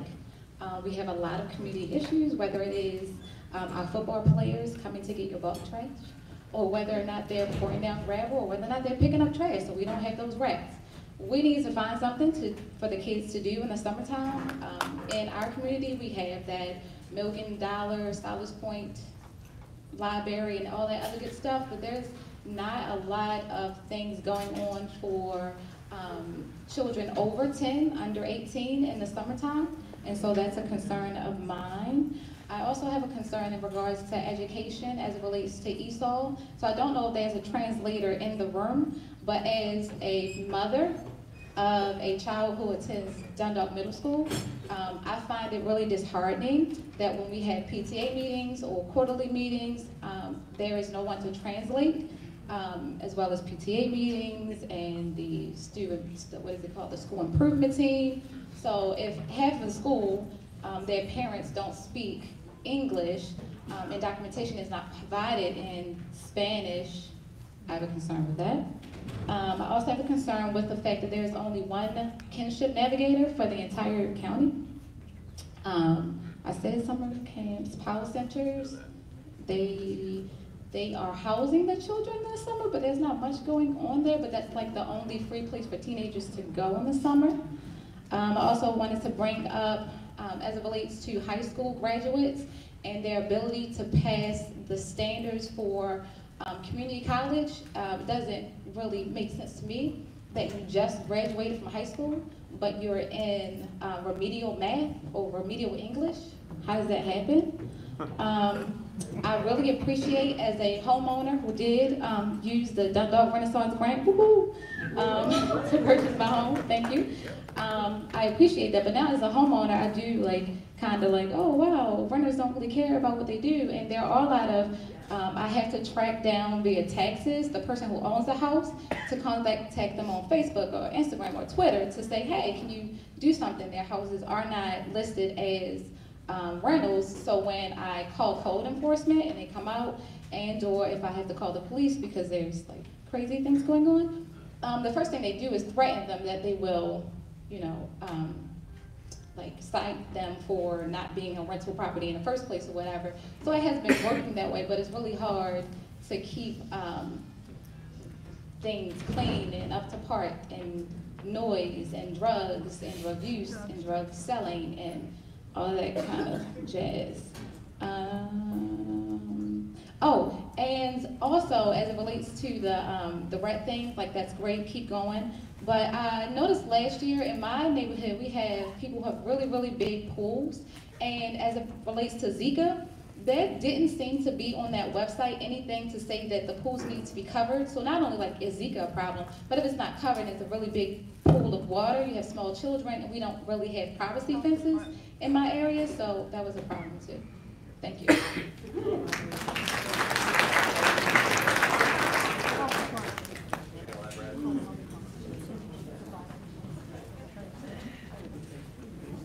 Hi, so my name is Kimberly Fitzwater, and I live over on Riverside Road, right by Mace Avenue, and Essex Elementary. And I have a whole list of concerns, but I've narrowed it down. So my biggest concern is bullying in the school system. My daughter has been picked on for the past 3-4 years because she has special needs, and not much is being done about it. It's being brushed under the rug, just like that other lady who spoke. And then now the violence is going out into our neighborhoods. That man who had a flare thrown in his yard last week, the same night my mother's car was stolen. That was what, last Saturday? The week before, this was Saturday before, my husband's truck was broken into. The night before, my husband's truck was broken into, my neighbor's truck was broken into. We've asked for increased police patrols. It hasn't happened. We just feel like we're not being listened to. A slow response from the police. What about, and you're talking about restoring sidewalks. What about the streets without sidewalks?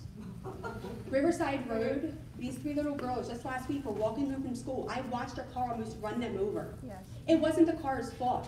There's no place for them little girls to walk. And if a car's coming this way, the guy did stop, but the girl kind of walked out in front of him. He really did stop. I watched him. But he almost hit that little girl. There's no sidewalks. And they fly, and then other problems, they fly down Riverside Road, they fly down Mace Avenue. Orange Road has speed humps. How come we don't have speed bumps? We've been asking for this for years. We've been denied before. You're right next to the. Yeah, we're right next to the school. I got a cleanup order last summer, right towards the end of the summer, because one of my trash cans didn't have a lid. Well, it did have a lid until the trash man just threw my trash can. Yes. However, 3 doors down from me, a county-owned property had grass that was waist high for half the summer. The kids had to walk through it to get to And I watched rats run in and out of there. I have, countless times.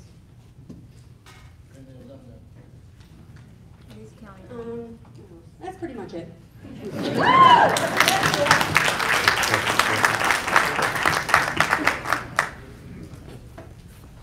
Hey, hi everybody. My name is Dave Patro. I'm the community leader for North Point Village. Originally grew up in the city and then came to the county of Baltimore County in North Point Village. I've been here for about 25, 26 years. Originally talked to John Oshesky Sr. about this RAT program, and it was handed over to RAT. The time was handed over to our new councilman, and basically it's running great. There's a flaw, but it's not with the code or the process that's being handled. I believe that if you take the trash trucks, for one, and put cameras on them, and let them come through trash room and see what's in every community, you'll see the trash bags, not trash cans. I know that these are liners that fit inside the cans. I think if we eliminate the outside bag where they just throw it out there, not pick it up, or have the film from the cameras, find out whose house has these bags sitting there, educate them, warn them, then fine them, and then make them buy trash cans. The program's working great. Right now, as Cliff said, there's a chemical on the market that actually sterilizes the rat itself, but right now it's in the condition where it has to be put in a home or in a garage. It can't be out in the open. They're working on that process. I told them, I tried to explain to them that we have alleys and garages and like that, and they're out in the Midwest, so they don't understand that. But the idea is if they have little housing units, to put this in, that would help. If we took these trash trucks, took the cameras, like I said, videotaped the people that are not putting the bags in the cans and putting the lids on them and throwing the trash juice out in the bags, that'll help code. Also want to say that the bulk trash is well needed. If you can't do bulk trash, at least give the communities a dumpster a month. Let the community leaders organize the pickup and release of it. It'll be cheaper. You don't have to send trucks out every day. What I would like to see is you get an advocate to work with all the community leaders. As far as rental property, We need to really look at the outside people from upper state New York who buy these homes, unseen. They go to the real estate people, and they actually turn around and look on on the internet, pick them out, pay the money, never been on the property, get a management company. The management comes in, does so much.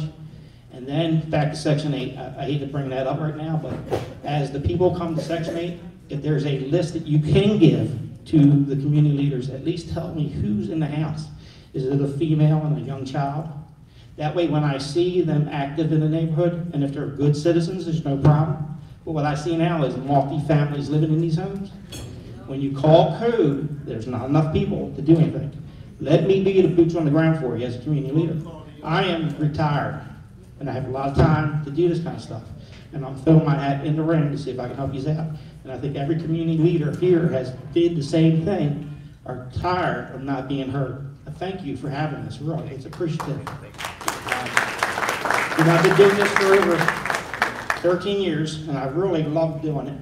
But the problem is when you hit these deadlock things, and it basically throws you out because you can't get somebody to help you. You go to a landlord, and unless they have a lot of code violations, anything that I found, and I did an article with the Dundalk Eagle once, it was called the Nuisance Law of 2010.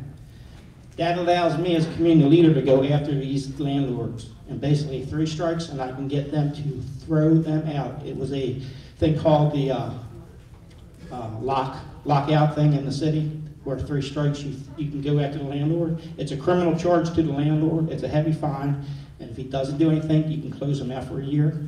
I think if you do have these houses that are unkept, that are left behind, and you can't get the taxes. And one other thing, and the last thing I'll say is, I think you need to go into each community, find a house in disarray, fix it up, put a mini community police station there, 24/7. Let the cop walk the block, see who's in the neighborhood, and then he'll be able to see all the drug dealers that are in the neighborhood.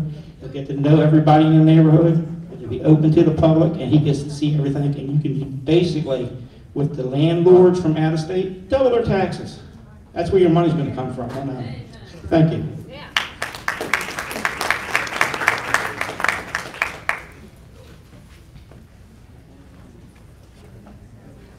Good evening, everybody, and thanks, guys, for doing this. I think it's great. My name is Larry Bannerman. I'm a board member of Turner Station Conservation Teams. I want to talk about some new and innovative solutions. You already heard one from Amy Menzer, and I'm also one of the people who took advantage of her programs because they're new and innovative and they work. And guy who talked about just some of the solutions for rat problems, new, innovative, and it probably works. 8 years ago, I started working with U.S. Wind, and they promised to bring a program to Trayvon Atlantic, and that project is back on again. You're talking about 5,000 jobs. For 38 years, I worked in high voltage tests. I can go anywhere in the country and get a job, anywhere. Same thing would happen with those guys over there. If you get that thing cranked up at Trayvon Atlantic and it expands on those wind turbine jobs, those guys can go anywhere and do that job. So we got to get and some support for that, and then it's also another money base. To talk about what Gloria was talking about, the speed bumps on Solace Point Road. I've been applying for them for 7 years, and the same reason they give me every time is that Solace Point Road is a collector. And I said, okay, what's a collector? Well, it was a term given to roads back in 1940s when they had horse and buggies and stuff. And but you can't remove that designation. It can't be removed. Last year they said, well, by November we'll have that designation removed. It's still there. So it's one of those things that we need a new and innovative solution, and I think it's sitting right in front of us. Thank you.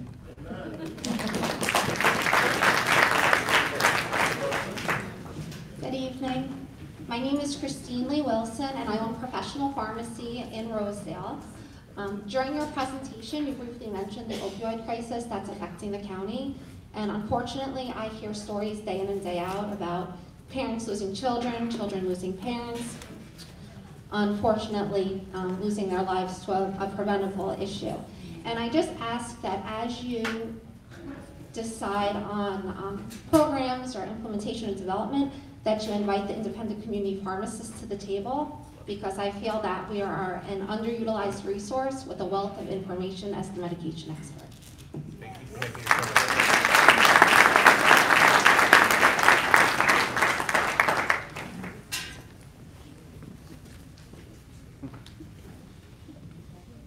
Thank you guys so much for being here tonight. My name is Alex Montano. I have the pleasure of serving as the board president for the Dundalk Renaissance Corporation. Several of our other board members are here. If they could raise their hands, there's a bunch. And we're so excited about the work that we're doing, and you're hearing that we're getting results.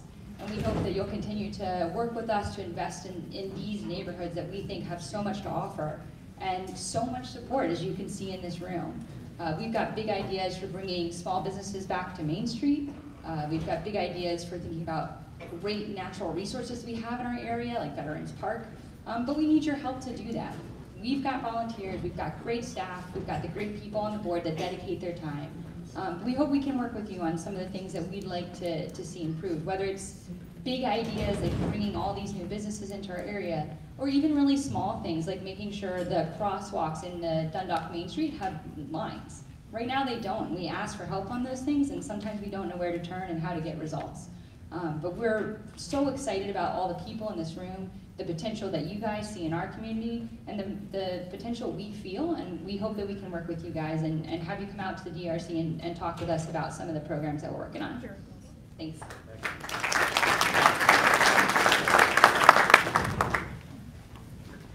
Hi, my name is Shirley Gregory, and I'm the president of the St. Helena Community Association, and luckily I know both of you very well. But I did want to bring back on the floor something that had started back in 2004, which was the Heritage Trail that was started by the Dundalk Renaissance Corporation. It was a dream that they had trying to connect Burning Highway to Old Dundalk and also have a pathway to go over to Canton. And also to alleviate some of the port traffic that is cutting through our community on a daily basis. Back in 2007, the county executive cut our program. They built the road halfway through, over $1 million, and so we call it the road to nowhere, because it goes nowhere. And at one point, they were even plowing the road. That was even funnier. So we would really like it maybe if you could re-look at that situation and finish that road, and maybe even talk to the port and even Amazon, because Amazon employees are now cutting through St. Helena as well. Maybe they would be willing to put some funds towards the road to finish it. So that is one of the things. The other thing is, and Gloria kind of beat me to it a little bit, we've been also having issues with speed humps. We have applied for speed humps in St. Helena for over 10 years, and every time I apply, every single street has been denied because of the city-county line. The county does it different than the city. So the county does it by speed on speed humps, where the city does it by how many cars come through. So it's kind of confusing. So I was able to get one on one county street, but that's it so far. And then the last thing is that I wanted to bring up was, being in a community that is split by the city-county line, I have the fortunate pleasure of working with city officials as well as county officials. And with that, it said, the city code enforcement is so different than the counties, because the county's code enforcement is you have to either call them and hopefully they'll come out and pick up anything that's been, and I'm talking about dumped items, not people's yards and stuff. So anything that's dumped, but it'll take them a month or so to actually come out and pick it up. Where the city, they have an automated system with your cell phone. I could be standing on it, it pinpoints my location, I can take a picture of it, it goes straight to 311 in Baltimore City. They're there the next day to pick it up. It's like night and day between the two. And I don't know what we can do about code enforcement between that, but I thought maybe you could maybe go see 311 and learn something that they're doing and bring that technology to the county. Thank you, Shirley. First of all, I'm proud to have you as one of my community leaders. Thank you for all that you do. I will say that we are actively looking at trying to find ways to ramp up. They're actually, if anyone has a phone, it's called Baltimore County Go, Baltco Go. It is actually an app on our phone now where you can snap a picture and submit concerns via the phone. We obviously have to work on our response times and being more responsive, but we are moving in that direction, and I want to keep moving there, both in terms of the technology and the responsiveness. Thank you so much. Good evening. I want to thank you too for sharing all your information to us. It's the first time anybody's ever shared anything with us, and I want to thank you for that. It looks like you got $1 billion worth of budget here. With the rats and snow. But what I wanted to say was that you know, in order to create revenue, you either have to raise taxes. Nobody wants to hear that. Or cut funding. Nobody wants to hear that because it could be your job. But there is a third solution. You've got Trades Point, all that property, White Marsh, all that property. We need some good jobs. Yeah! Good jobs. We need jobs it's going to bring, because they're going to bring taxes, they're going to bring mortgages, they're going to bring all that revenue to us. And again, you know, that's near and dear. So you mentioned earlier about the Affordable Housing Act. That's just another word for Section 8. I get all that. And I know that it's federally funded. You have to take a percentage if people didn't know that. I know you do, John, you talked about it. However, by having that and being from Little River, and I'm not the president of anything, I believe we have our percentage. And I think it's only fair that the rest of the counties share the grief that we get, because when I sit here, standing here, I've been standing, hear all the crime, the pets and all that, where do you think that's coming from? You got undesirables coming into our communities.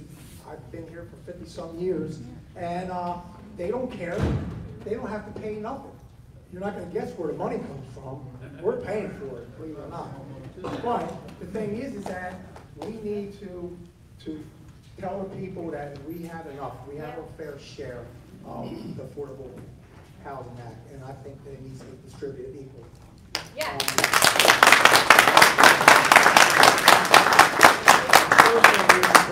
I am here representing the area, Kenwood, and all they want to know is that they just want their fair share of proceeds as far as money-wise distributing.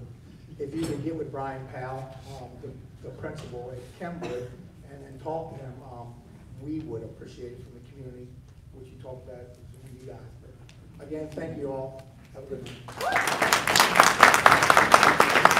All right, a quick announcement again. We're going to stop the lines at this point. If we look at the clock, understanding that we have to get out of here at a certain time. Thank you all again very much for being very respectful of one another. And acknowledgement to Councilman David Marks, who I saw walk in the back there, who's here as well. And we can go ahead and proceed. But again, let's be mindful of the clock. Thank you, everybody. I'll be brief. Good evening. Thank you, gentlemen. I think a couple of you may know me. Let me introduce myself to everybody else in the audience. I am the president of Baltimore County Firefighters and Paramedics, John Sabega. And I'd like to say I am a product of the Baltimore County public school system, but many, many years ago, and from the West Side. I'm a West Side guy. I understand it and support the county executive in what he has laid out tonight. We have some very tough decisions to make, and it is going to be a very daunting task. I can tell you that the fire department has done more with less for many years now. Just last year, Baltimore County Fire Department answered 204,000 calls for service.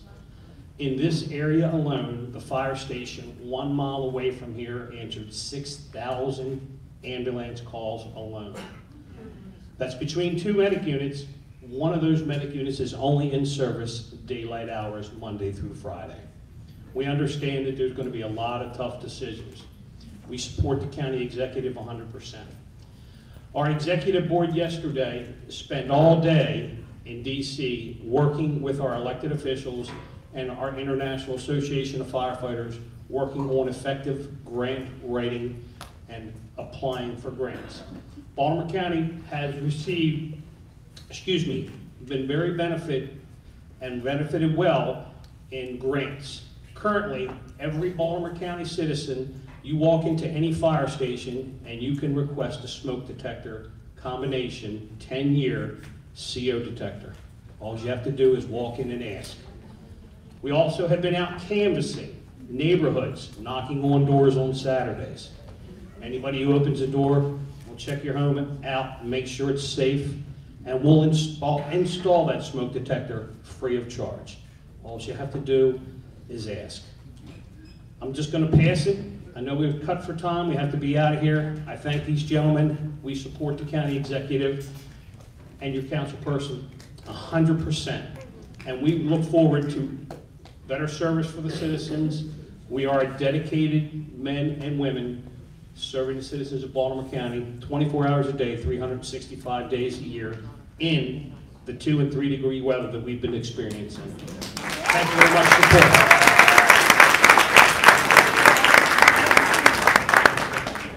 Good evening. Thank you guys for being here and for the government transparency. My name is Chris Pineda. I'm the business development manager for the Dundalk Renaissance, for the Dundalk Main Street, also known as the historic Dundalk Town Center. I want to address a lot of concerns that we have here at the Main Street. Over the 50 businesses that I'm representing tonight. On Merritt Boulevard, the train tracks near Logan Elementary are destroying many cars, many shoppers that are coming in, and you just see people dodging those holes every day to go to their commute or come into the Main Street. The problems that are coming from the city, from the squeegee boys on Dundalk Avenue, those problems need to stay in the city, and I think that we need to advocate that the mayor stop that or keep it in her area, not in the Dundalk area. The Main Street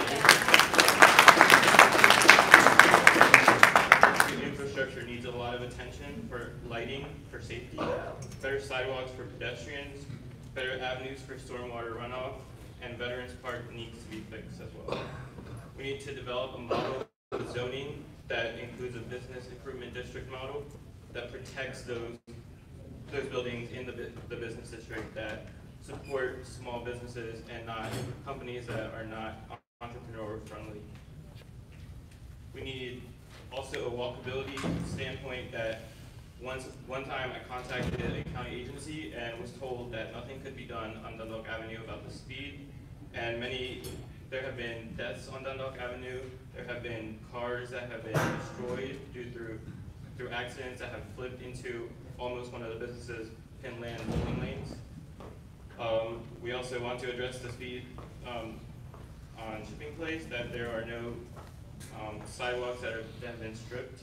There needs to be more stop signs because pedestrians are getting basically run over on Shipping Place and Center Place, Commerce Street. And finally, the trash in the Main Street. We have alternative sentencing individuals who come to do hours for us for the court system, and they are cleaning the Main Street. We need more county accountability there, and I'm emphasizing that we move in the Main Street model with the county because all the businesses are requiring it and are asking for it. Thank you.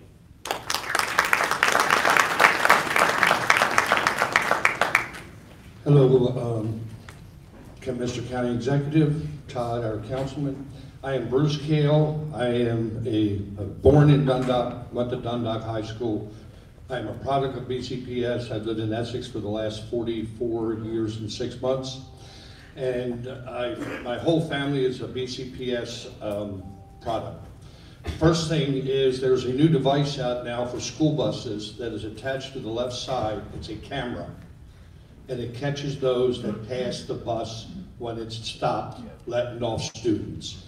You only need a few of them, just like we do with the traffic cameras, but on Eastern Avenue, Merritt Boulevard, whenever there's a bus stop, I'm appalled of the people that fly past that bus because they're in a hurry. We have to protect our children. Second issue, Baltimore County Public Schools contracting. They put out an RFP. The RFP goes out, 80% of the vendors that got on the RFP are out-of-state vendors. Should not happen. We have enough small businesses here within the county that should be getting that business. And also that they have taken it upon themselves to ban people from being on these lists as a vendor based on unfounded allegations. Last thing I have is there was a great announcement this week from Trade Point Atlantic, teaming with the Baltimore Museum of Industry, to save the history of Sparrows Point in Sparrows Point in North Point. The BMI is a fantastic facility. You haven't been there, go there. But as I can compare it to the Pearl Harbor memorials in Pearl Harbor, don't move the Sparrows Point artifacts to Baltimore City, even though we know that Bethlehem Steel has a lot to do why all of us are here today. The communities that's there, we need to keep that history down there. We have the Penwood Fields. Anybody remembers the Penwood Fields? You always had a Thanksgiving football game down there between Sparrows Point and Dundalk. We need to bring that back. Penwood Fields is still sitting there. We need it back. And we need to put down the fields like they have, the beautiful fields at Chase, the Eastern Regional Park. Duplicate that on the Penwood Fields. We don't have enough community rec places for the people on the east side. Turner Station, Berkshire, Charlesmont, all of them. We need a place, okay? And part of that, it should be rolled up under the BMI contract that they fund that. Well, actually, Trade Point Atlantic should fund it, and I think they suggested that that would be great. And then the other project is the Beacon of Hope project at Sparrows Point High School, where they've actually taken the old lamppost off of the old Sparrows Point area to include the bricks from the admin building, main building, to build the historic pathway at Sparrows Point High School. We just have to take care of our kids, give them a place. We talked about skate parks, dog walking parks, baseball fields, softball fields. We need the same thing that they have throughout the county as you go around the Beltway. We need it in the southeast. We deserve it. Thank you.